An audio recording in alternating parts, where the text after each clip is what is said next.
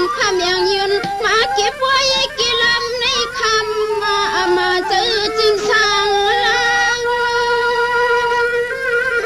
ทางหลวงเต้พอปีนว่าเต้น้องเคยรู้นะอันนั้นยานางานว่าหือสิมีเตนอก่อนละเปียวว่ายากกว่าเชจาวันนางที่หือสิมีที่เฮงละ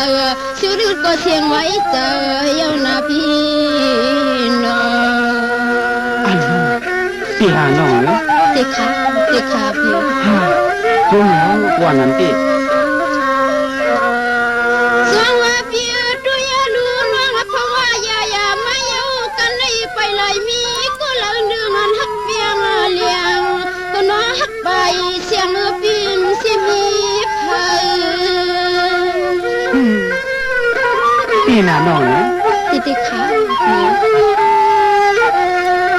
ป่านาจูใจน้องสุดนาเสียงไว้ยาวใจฮักพี่นาง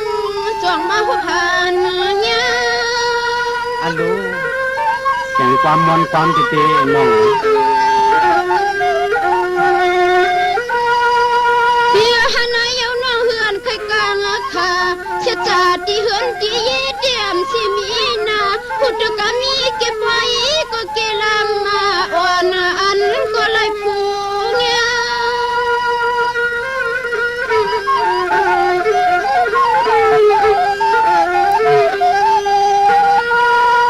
อันนั้นเนี่ยยิ่งน้องเขาเลยหันหัวเมีย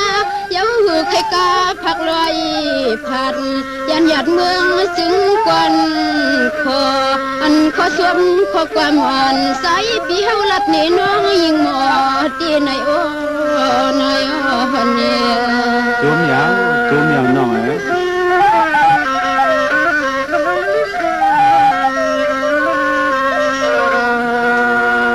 สองปีตะสมเลือตอนอายผ่านกันคำโจมาขอเลก็เขียนห่างก็ตาลีความต้มจนเหือเตอ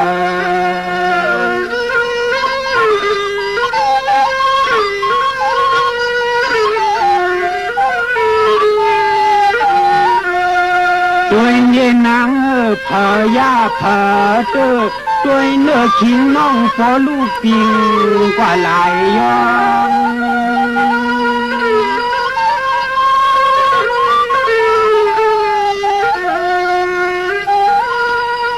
ตัวอยู่น้องในห้างลีเสียขาดจางไหนซ้ำไปว่ามีลูกไปก็เลยนึกถึงปีโพเลยมาอาปิวตามพา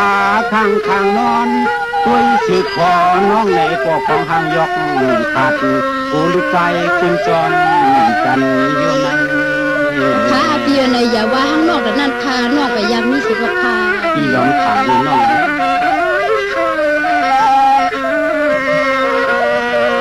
เคยลูกก็ตอนอ่อนหลังขึ้นเคยลูกก็ตอนอ่อนหลังขึ้นหน้าป่าเสขานก็มันจะตอนนอนเสียเปิ้นตั้งปางด้วยนี่เหลือในของห่างสานหลักตอนพวนเหลืออาเปียในน้องเต็มมือหูโกผู้จัดการมือนันค่ะพี่เป้เป็นอันลำทางพี่เป้เป็นอันลำทางแต่มังทุกสายเปิ้นพบแก้มนวลเลือกโคทองสู่ยาวมาคำจานนอลำวนสินตา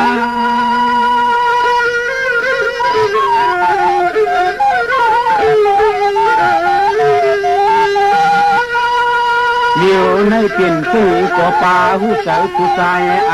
ทางมังล้อมว่ามีเยอะนอก็จอมเจ็บจอมที่จอมแกงกูเป็นจังที่คัน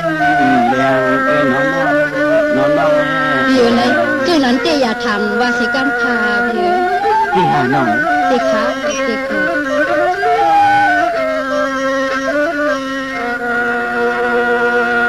พี่จะสวมเลือตอนอายกังในตั้งพุ่นก็ปีนทางกังในก็ปีนทางโนอาจารย์ที่ทำจันและคำเลี้ยงถึงจำอังนี้แกงน้องขันจานวุ่นเลยน้อ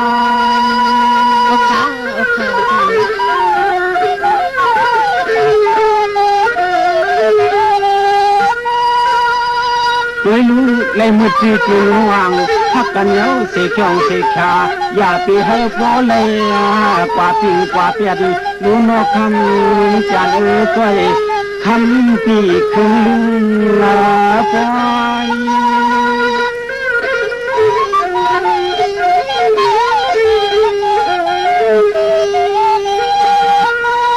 ปล่อยให้จีไว้วางจีคำจันเข้าตู้เปลี่ยนตอบเสียวจีเปิดตองเอาจีเปิดตองเอาเจ้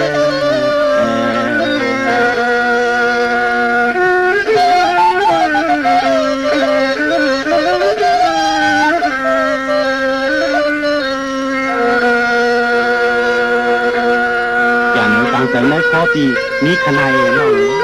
ข้าโอคาพี่ตั้งหักอ่อนน้องไม่เหนือพี่จันพี่เนโกไปถอนเสียกรรมขนาดน้องน้องสวงว่าพี่หักน้องมันยามขากรรมตีนอกขกรรมพี่ปากหลาดยิงน้องชิมส่งที่ไว้ในใจ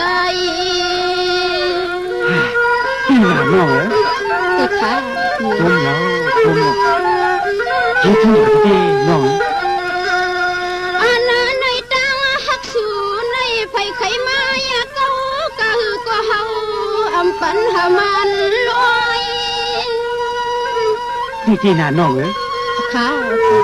ให้ไหนค่ะทุ่มแล้วเพียนวางตีหักตีเนี่ยนาอำขาเพื่องกังตีนางว่าดังหักยิงน้องเปียงเลี้ยงพุทธกรรมันสั่งเขียงขึ้นหน้าเพราะว่าไว้ปล่อย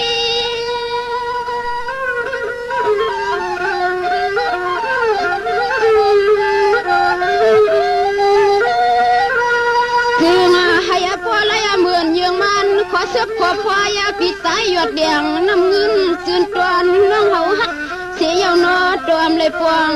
พอหมกนุ่มนอลืมซึ่งเมืองกลางลืมซึ่งเมืองกลางในโอ้ในฮันเนพี่นาคำจันพี่นาพี่นา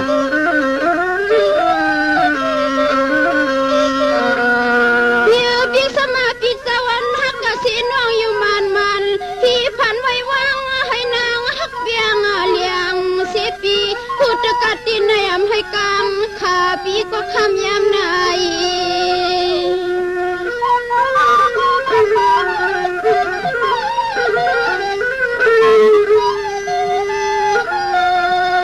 อันในนางฮักสู่ปีเลี้ยงนำคำมาตี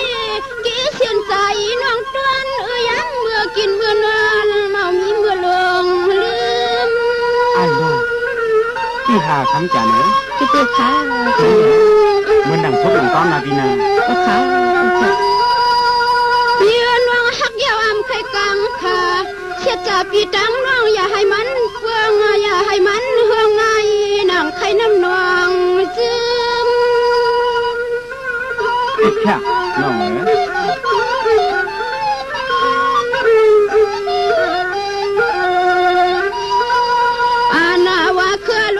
เมียลืมมาในนาหุตกะกึมมันขอดแกนดินเพียนเมืองในมาเตือคือตูเนืองเฮืองเกืองไผ่มันกันตังน้ำมันกันตังน้ำในโอ้ในฮันเนี